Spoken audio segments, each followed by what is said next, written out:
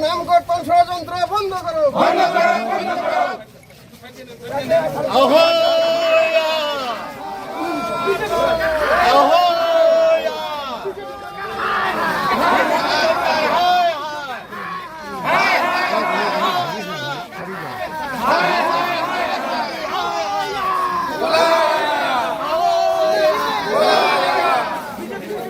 আজি আমাৰ এআইডিএফ পাৰ্টিৰ পৰা ধুবুৰী জিলা কমিটিৰ উদ্যোগত আৰু বিৰসিং জলুৱা জিলা কমিটিৰ উদ্যোগত SIR নামত যে এটা জাতিক টাৰ্গেট কৰি যি ধৰণৰ হাৰাশাস্তি আৰম্ভ কৰিছে, এই হাৰাশাস্তিৰ বিৰুদ্ধে আমি প্ৰতিবাদ সাব্যস্ত কৰি ধুবুৰীৰ আয়ুক্ত ডাঙৰীয়াক এখন মেমৰেণ্ডাম দাখিল কৰিম আৰু এইবিলাক অনতিপলমে বন্ধ কৰিব লাগে। বিশেষকৈ SRত ভুৱা অভিযোগকাৰীক গ্ৰেপ্তাৰ নকৰালৈকে অসমত আন্দোলন চলি থাকিব। অনতিপলমে এই আন্দোলনটো বন্ধ কৰিব লাগে। যোৱাকালি আমাৰ অসমৰ মাননীয় মুখ্যমন্ত্ৰী ডাঙৰীয়া সংবিধানৰ নামত শপত খোৱা এজন ব্যক্তি, তেখেতে কৈছে মিয়াৰ ওপৰত হাৰাশাস্তি চলিব আৰু মোৰ ইনষ্ট্ৰাকশ্যনত বিজেপি কৰ্মীসকলে ভুৱা অভিযোগ যিসকল দি আছে মোৰ কথাত দি আছে। কি ক'লে? অভিসন্ধি কি লুকাই আছে? অভিসন্ধি লুকাই আছে। তাৰমানে ভোটবিলাক আমাৰ একগোট কৰি তেখেতসকলে পলাৰাইজ কৰি ভোট লোৱাৰ কাৰণে এটা ষড়যন্ত্ৰ কৰি আছে আৰু এই কথাষাৰ তেখেতৰ বক্তব্যৰ ওপৰত ইতিমধ্যে ৰাষ্ট্ৰসংঘলৈ গুচি গৈছে। ৰাষ্ট্ৰসংঘৰ পৰা ভাৰত চৰকাৰক এখন ৰিপ্লাই দিছে। এই ৰিপ্লাই ছেটিছফেক্টৰী নহয় বুলি আকৌ ৰাষ্ট্ৰসংঘৰ ফালৰ পৰা আৰু এখন জাননী প্ৰেৰণ কৰিছে ভাৰত চৰকাৰলৈ।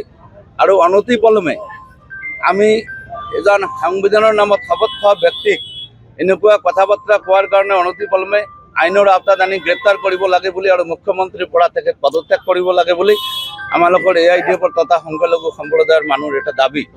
আৰু এই দাবীটো আইনীভাৱে যাতে হয়, ইলেকশ্যন কমিশ্যনাৰকো ইয়াত পুতলা হিচাপে আছে। ইলেকশ্যন কমিশ্যনে নিশ্চয় চাইছে মুখ্যমন্ত্ৰী ডাঙৰীয়াৰ বক্তব্য। এই বক্তব্যত তেখেতে ইলেকশ্যন কমিশ্যনাৰকো নস্যাৎ কৰা বুলি দেখা গৈছে যে ইলেকশ্যন কমিশ্যনাৰে ইয়াত কোনো ধৰণৰ ভূমিকা নাই। তেখেতে একদম বীৰ দৰ্পে কেনেকুৱা মিডিয়াত ক'ব পাৰিলে গণতন্ত্ৰ দেশত আমি বসবাস কৰোঁ, ইয়াত বিভিন্ন ধৰণৰ জাতি জনগোষ্ঠী মুখ্যমন্ত্ৰীৰ নিৰাপত্তাৰ আওতাত পৰে। মুখ্যমন্ত্ৰী নিজে গৃহমন্ত্ৰী, তেখেতে আইনী দিশবিলাক চাই এনেকুৱা ধৰণৰ যিবিলাক তুচ্ছ তাচ্ছিল্য মন্তব্য অনতিপলমে বন্ধ কৰিব। কুমাৰ সিংহী ডাঙৰীয়াৰ কথাই নহয়, যিবিলাক ভুৱা অভিযোগকাৰী আছে প্ৰত্যেকৰ বিৰুদ্ধে আমি আয়ুক্তক, ইলেকশ্যন অফিচাৰ আৰু BLৰ ওপৰত FIR লঞ্চ কৰিম বুলি ইতিমধ্যে আমাৰ লিগেল চেল খুলি দিয়া হ'ব। কালি এডভোকেট জমশেদ তালুকদাৰে এইটো লিড লৈছে। তেখেতে যিমানকাৰী অভিযোগকাৰী আছে সকলোৰে বিৰুদ্ধে আমি FIR লঞ্চ কৰিম। কৈছোঁ এজন সাংবিধানিক থকা মৰ্যাদা থকা ব্যক্তি এই কথাষাৰ হিন্দুস্তানত কেনেকৈ ক'বলৈ পালে? কোনো পধ্যে এইটো গ্ৰহণযোগ্য নহয়।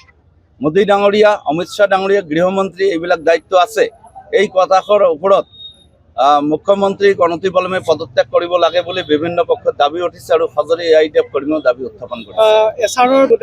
আৰম্ভ কৰি পশ্চিমবংগৰ পৰা কৰি সুপ্ৰিম কোৰ্টৰ দ্বাৰস্থ হৈছে আৰু যিহেতু নেচাৰ অফ ষ্টাইল কেছৰ একেই, আমি যদি এতিয়া তাত যাই অংশগ্ৰহণ কৰোঁ আমাৰ ফালৰ পৰা কৰা হৈছে, কিন্তু এইবিলাক গোটেইখিনিকে ত্যাগ কৰি দিয়া হৈছে।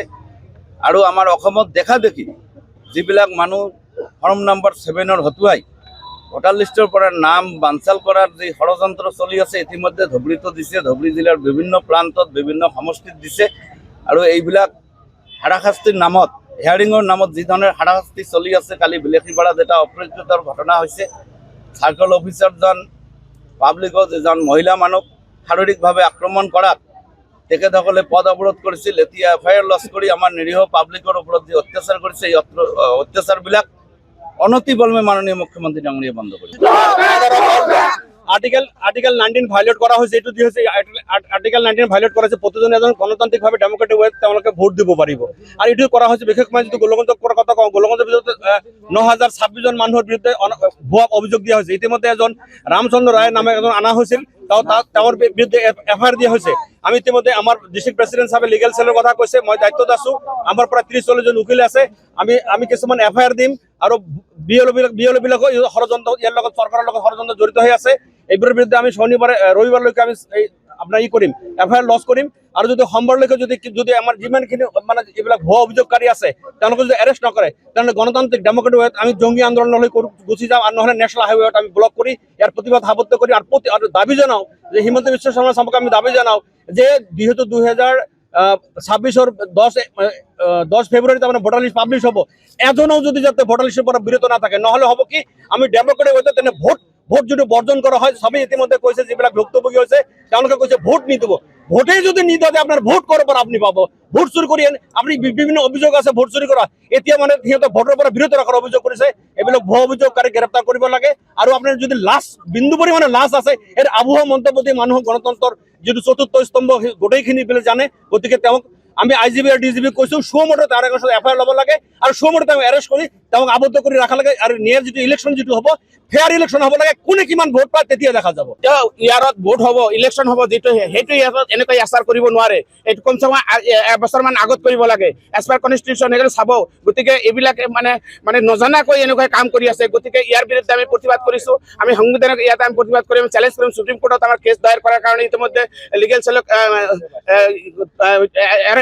পাৱাৰ এম্পাৱাৰ কৰা হৈছে গতিকে আৰু এটা বস্তু চাওক এই মানুহবিলাকক যিবিলাক মানে হাৰাশাস্তি কৰি ফৰ্ম 7টো দিয়া হৈছে আমি উদাহৰণ দিছোঁ ধুবুৰী এটা পলিং ষ্টেচনত মানে এটা পলিং ষ্টেচন ডক্টৰ ইঞ্জিনিয়াৰৰ পৰা আৰম্ভ কৰি এডভকেট সিহঁতৰ নামতো নাম ফৰ্ম 7 অট'মেটিকলি ফিল আপ কৰা হৈছিল কিন্তু সেইবিলাকে কমপ্লেইন দিয়াৰ পিছতো কিছুমানে হয়তো ৰিজেক্ট কৰিছে কিন্তু এতিয়ালৈকে সম্পূৰ্ণ হোৱা নাই গতিকে আপোনালোকে চাব আমি সেইটোৰ কাৰণে প্ৰতিবাদ কৰিছোঁ এজন মানুহৰ নাম যিজন মানে এজনে বহুত কেইটা মানে বিজেপিৰ কৰ্মকৰ্তা এজনে বহুত কেইজনৰ এগেইনষ্টত কমপ্লেইন দি এই ফৰ্ম 7টো ফিল আপ কৰিছে গতিকে আমি নাজানো আমি এই দেশৰ ইণ্ডিয়ান নাগৰিক আমি আগৰ পৰা ভোট দি আছোঁ এতিয়া আমাৰ সেইবিলাক নাম ডিলিট কৰাৰ কাৰণে বেলেগ এটা মানে পন্থা অৱলম্বন কৰিছে এইটা প্ৰতিবাদ কৰিছে যিখিনি বৈধ ভোটাৰৰ নামত এছাৰৰ নামত হাৰাশাস্তি কৰা হ'ব লাগে যিটো দেখা গৈছে যিখিনি মানুহ নোটিছ দিয়া হৈছে নোটিছ দিয়া মানুহৰ কোনো অস্তিত্ব নাই আৰু যিখিনি মানুহ নোটিছ দিছে এই মানুহখিনি জিন্দা আছে মৃত্যু বুলি দেখুওৱা হৈছে